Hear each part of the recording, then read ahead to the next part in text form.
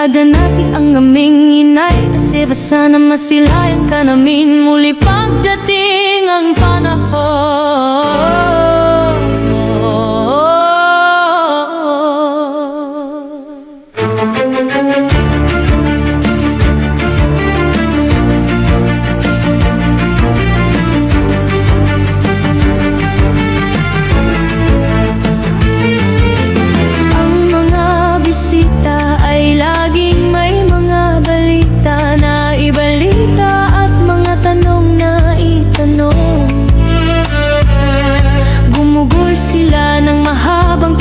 Sa pakikinig sa mga ito na nagsasalaysay tungkol sa mga kababalaghan ng kaharian ng liwanag sa pamamagitan ng mga bisitang iyon.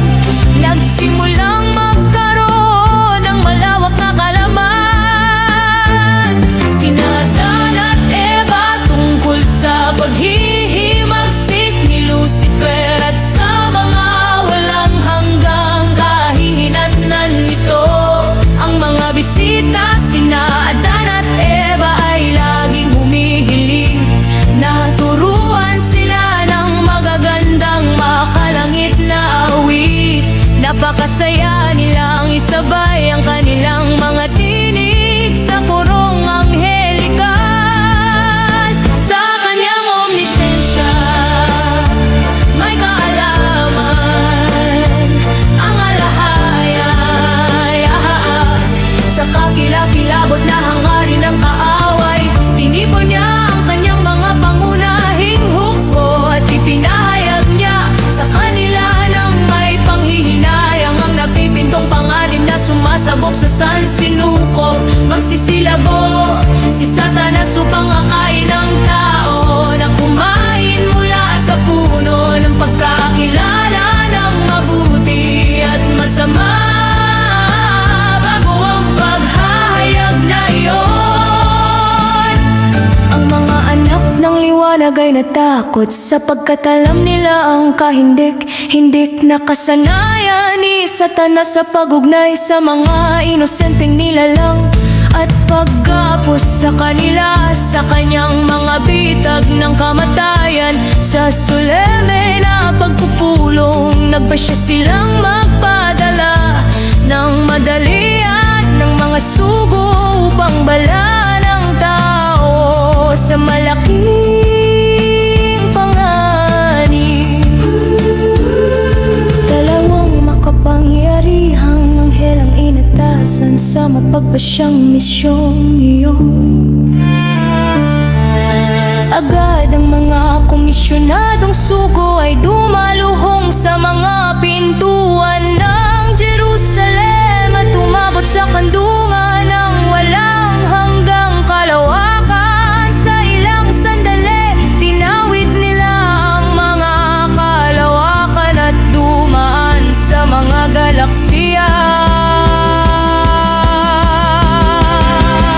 Sa kanilang paglalakbay, pumasok sila sa tunel ng konstelasyon ng Orion at lumapit sa bagong sistema. Nakita na nila sa maikling distansya ang asul na planeta kung saan ang kapalaran ng sansinukob ay matutukoy. Sa Eden nagkaroon ng pagluluwag, ang mag-asawa ay nagpatuloy sa kanilang mga inosenteng gawain at tinamasa ang kasiyahan ng isang masayang buhay.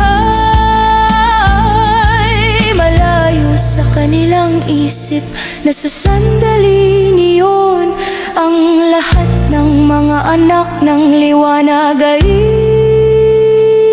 balisa. Iniisip ang kanilang napipintong hinaharap. Iniisip ang kanilang napipintong hinaharap. Pagkatapos ay nakita nila sa malinaw na langit ang senyales ng paglapit ng mga makalangit na bisita. At itinaas nila ang kanilang mga braso sa masayang pagbati, gayon paman